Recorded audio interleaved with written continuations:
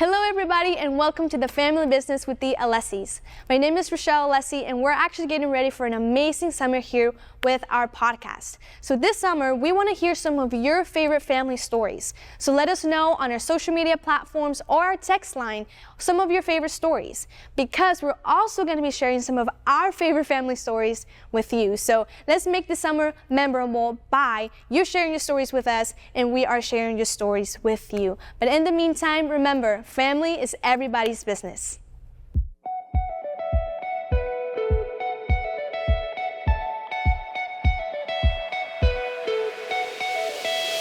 Question for you there.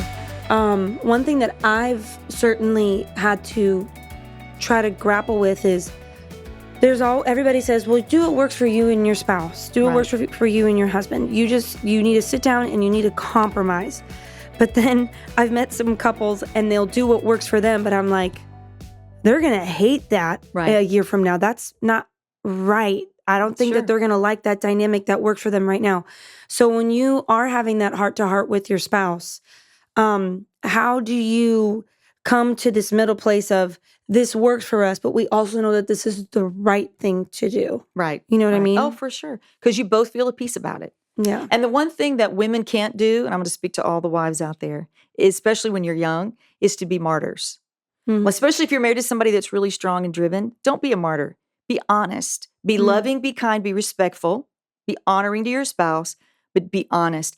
This is another thing I wish I could go back and do. I wish I had trusted Dad more with my feelings and my honesty. But I think in that season, I was still protecting myself because you know, young, married, starting to have children, you kind of protect yourself. You also will answer based on what's expected of you versus what you're really feeling.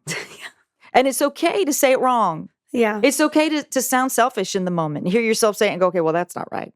Because you're building this life not only to have children and have a house. You know, the couple's dream should not be that one day we're going to have a big house and all of our debts are paid. That's not a vision for your home.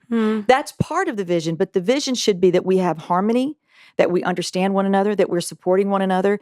I know that sounds like fantasy land, but the truth is when two people are submitted to the vision of the home, with time, you're going to reach that place. We've accomplished what we set out because we followed the rules we set in place. Sometimes in the middle of seasons, you renegotiate some terms. Yeah. You know? And that's okay because you're going to stay together forever. You never, ever, ever, ever compromise and say that divorce is an option.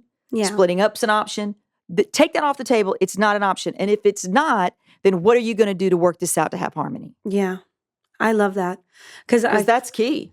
In the last 10 months I've been married, 11 months, I've been really trying to find a rhyme for happy husband, happy something, like how happy wife, happy life. Right. There's nothing that rhymes with husband, but I'm going to get there because I've been trying to find it because that's a truth as well. That's true. If both of each other can really reach this place of peace, knowing you're doing it right, but also you're like helping each other out and satisfying each other's scheduling needs like that.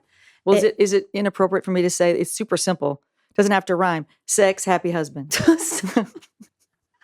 Ew. But it's true. Mom. You know it's true. We don't talk about that. I don't care. It's true.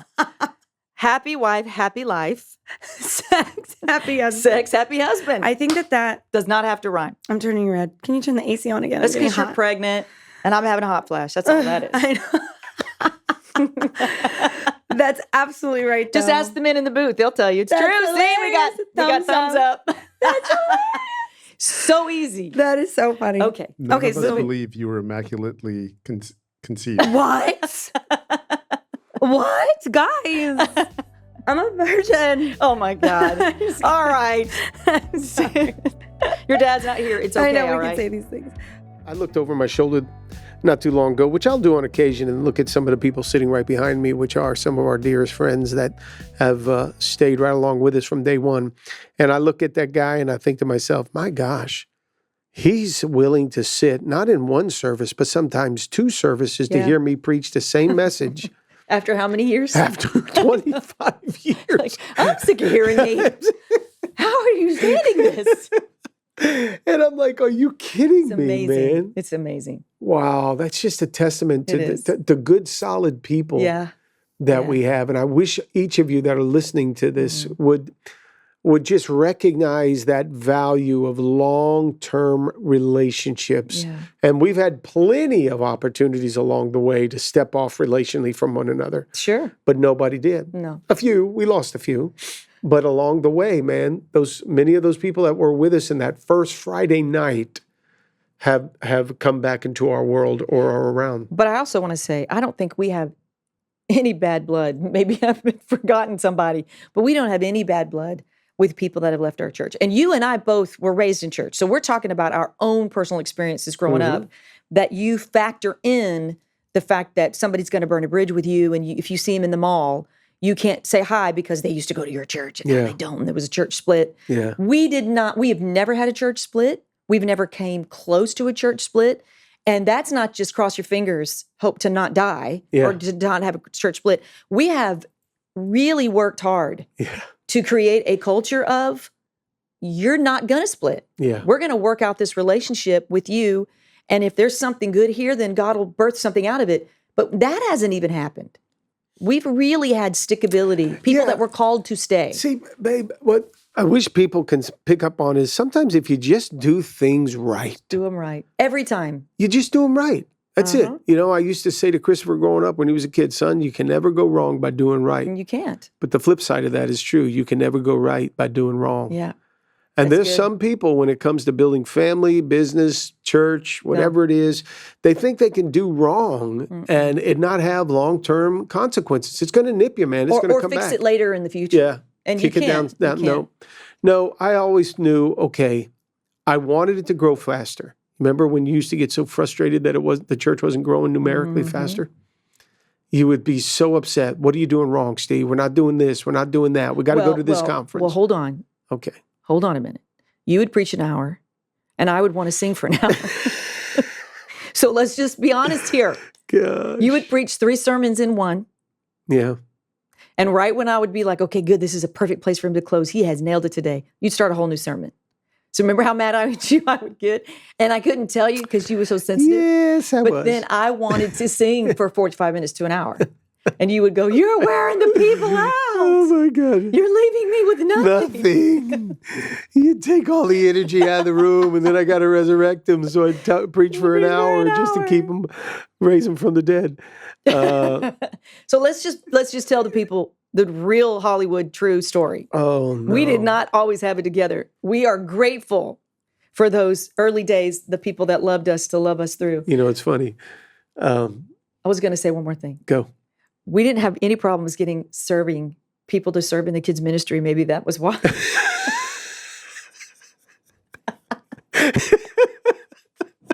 They loved us. They just hated the sermon. Oh, no, I'll serve every Sunday. In the children's ministry. That's funny. I'm just speculating. We got to bring in some of the old timers and ask them. Oh, man. What it is kind of funny today. Our kids, Gabby asked me the other day, she said, Dad, that sermon you're preaching now, is that all new? Wow. Or did you preach that before? And I said, Gabby, the truth is, it's new from a fresh perspective, but it's also my old sermon that I've just shortened down. just cut out half of the stuff I used to preach. And she says, well, Dad, actually, she prefaced all that by saying, you and Mom are preaching some of your best sermons ever right now. It's like, God. You're right. We had to cut out a lot of the fat. Oh my gosh. Gosh, I can remember Like 10 learning pages. that lesson. No, I got to tell them. They got to hear it. Because we're all dying tomorrow. If I don't say it today, they're not going to get it. And you would fight that, and I'd go, he's right. He's right. What kind of a pastor's wife am I? Oh my gosh. I remember when we started, and I hated to go out to the beginning of the service. And I felt bad for you, too. Thank you. Tell the truth. Because you would have to start the service. With You're on nobody. the keyboards at the time. So we got Alan Paul here, who's on our keyboards today, and Marcus, his son. But that was you back when we started. I was like that monkey at the circus. Clink, clink, I'd clink, click playing the drums. the little with your digital drum. knees. It's terrible. Ting, ting, ting, playing. So you would go out there with your backup singers and you'd be the leader. Meanwhile, we're in a group of like a room that seats, I guess there's close to 200 back then. But nobody, there's too crowded. Oh, there was couldn't more fit 'em all in. people on the platform singing. Oh, at that point. Than there were So in the you first would song. start, nobody'd be in the room. Nobody be in the room. And I would not go out because I was not going to subject myself to that kind of that pressure. It was terrible. And I used to think, thank God I'm not married at this point. And then my buddy comes to town and we're like talking before the service and you have to go out and leave to start. And he's like, Alessi, what are you doing? I said, well, I'm waiting my time. I can't He do it. says, no, man, you can't wait your time. You got to get out there and lead, dude. You got to lead. And if you're going to lead as the pastor, you got to lead and be out there before the praise and worship service starts. And I'm like, That's a good imitation of him. That's exactly how that's he talked. exactly how he talked. I'm like, so I listened to him for like a month. And I'm like, no way. I'm sorry. Mary gets paid a paycheck too. Let her handle that. I'll be there when I'm ready. And you know why I didn't mind? Because it was the only area you couldn't tell me what to do. Because you were always so bossy. And I was like, I'm glad he's not out here. I can sing whatever I want to sing. And He you can't tell me did. what to sing. Gabby, you're in the dating season. I guess you could say, out of the two of us, you're the closest to the season of life that you were referring to in the podcast. Yes. So did you think that way when you were a young teenager? The way that you would advise them now, the comments you made in those videos? Did you think that way when you were a teenager? Meaning like the advice gave them, I've always had that. Like the advice you gave now, compare the advice you would give now to when you where- were actually in that season. Yeah. I think part of it, yes. I think a lot of it, I knew that season, if I did have a relationship at that season, I knew it wouldn't last. And so if it wouldn't last, then I didn't want to get into it. But when I was like really young and I was like in middle school and I was like first going into youth group and I would see all the different boys and everything. No, I was like, this is so exciting. And oh my God, that's my husband. Like I really did believe there was at a certain point that Harry Styles and I were just going to bump into each other and fall in love. Yeah. That was my belief. And the closest you ever got. Was I did meet his dad and I thought this was the moment. This is You happening. keep meeting celebrity dads. I know, it's kind of cool. So, She met Tua's dad. but that's not the point of this podcast. No, so I think I did have some understanding of it, but at the same time, no. I think I was very much in the season and I wanted to, and I had the crushes and I would try to talk to different boys, but the thing was I was a late bloomer physically. So even if I wanted to date, it But was that yapper was the well developed yapper early was on. developing. And no, but I honestly do see it as like the hand of God because I was able to not get involved with people and I could I just know. watch it. But I did not live and learn. A lot of things I would receive from the wisdom of others. Well, dad's always said, you either learn in the principal's office or Yeah. in the classroom. Yeah. And you were somebody that wanted to learn in the classroom. I did not want to go through the dark season if I didn't have to. So what made that switch? Because if I'm reading you right, it was like, okay, maybe middle school, you didn't think that way. But then there was a day like kind of towards high school where you're like, all right, it wouldn't work. So that's still a long way away from today. Yeah. So what made that switch all the way back then for you?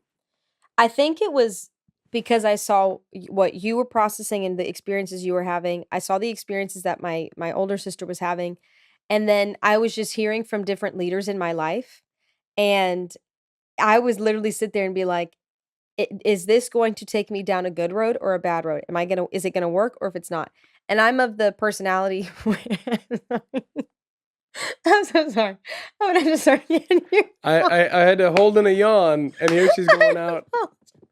You're yawning. So I have this Just issue. tickles. I'm not tired, but when I start to speak in this tone, for whatever reason, it like opens up a soft palate, and I start yawning. My dad gets so mad at me. He's like, "You look tired." I'm not. I just had coffee. It's just, it's my cross to bear, and you're making fun of me. You know what? What you don't realize is half of those comments we're making are my burner accounts, and I'm coming for your throat for things like this. You know, our parents, we've been very blessed to have godly parents that raised us up to serve the Lord. And one way that we honor them is by caring for them in every season that is godly. Right. When we understood the season to separate and to leave the home and cleave to one another. And our parents were both very good about that. And then we've never had between your mom, my mom, and your dad, a manipulating, meddling parent. Only my father, but he's in heaven today. I hope he is.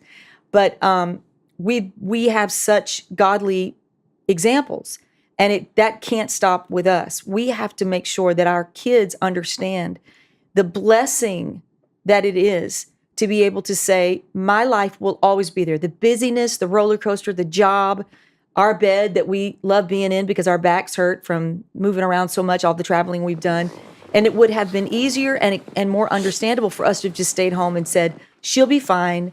We'll see her later. Mm-hmm. But to make that additional sacrifice to say, it isn't a sacrifice, it's our reasonable service. Right. Because she's nobody else's mom but ours. Right.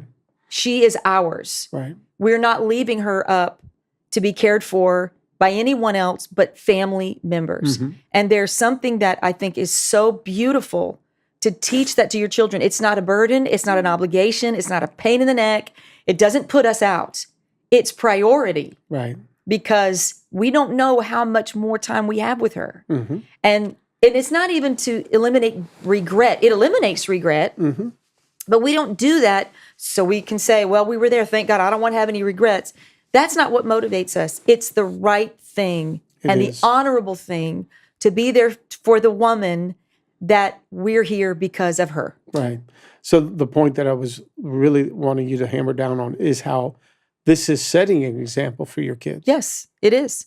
Because they learn it's natural for them. It's what mom and dad did. This is what we do. We vacation twice a year. It's what we do. Mm-hmm. We have a house in Georgia. We go away for the Thanksgiving holidays. That is what we do. We have our family traditions, the things that are sacred. This is what our family does. It's a no-brainer.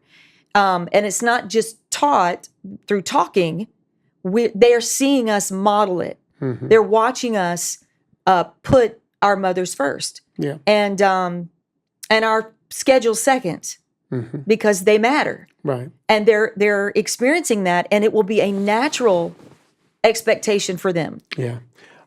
Here's a challenge that comes with taking care of older parents is seeing your moms or your dads not like they once were in your eyes. Oh, yeah. That's a tough thing. It's very hard. Because here you think of them in their years where you were forming your opinions about life, and they said so much or they did so much that you looked at and you like held them in high esteem and high regard for, wow, that's a certain standard that you have, you know.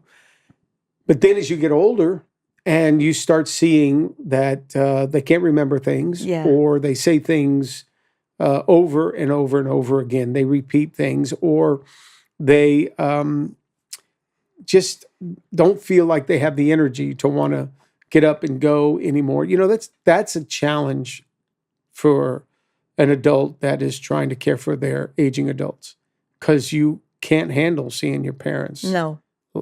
Anything less than just on the go and strong. The only way you've ever known them is to be so full of life and strong. And that parent, that's the one that is frozen in your mind. Yeah.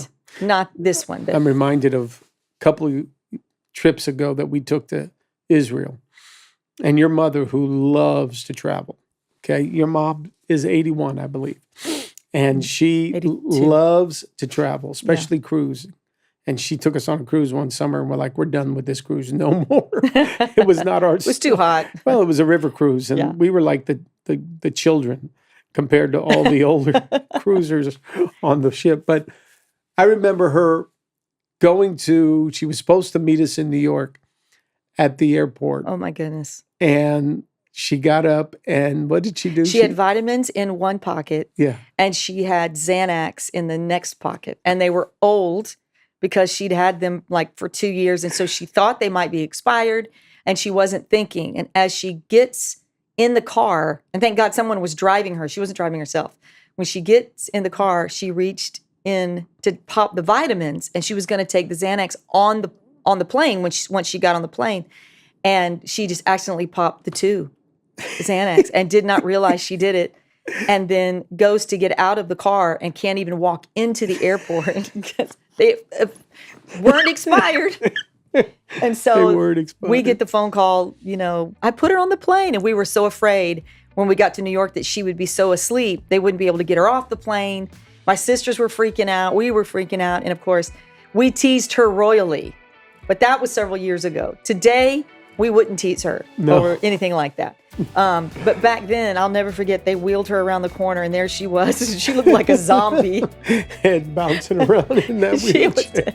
Then she got on the flight to Israel and could not go to sleep. Oh, Lord. Yeah. But when we see our parents get older and they do things like that, you realize, okay, now tables have really turned. Yeah. They're your kids almost. Yes. Yeah. I'm the parent here, and they're not. Mom, what are you taking? What are you doing? What is that, Mom? Let me see that. Don't put that in your mouth. We hope you enjoyed today's episode. Go ahead and subscribe to our YouTube channel, like this video, and click on the notifications bell so you can be notified for all of our future videos. And if you loved today's topic, we have plenty more. And you can click on this link right here to watch all of our videos so you can learn why family is everybody's business.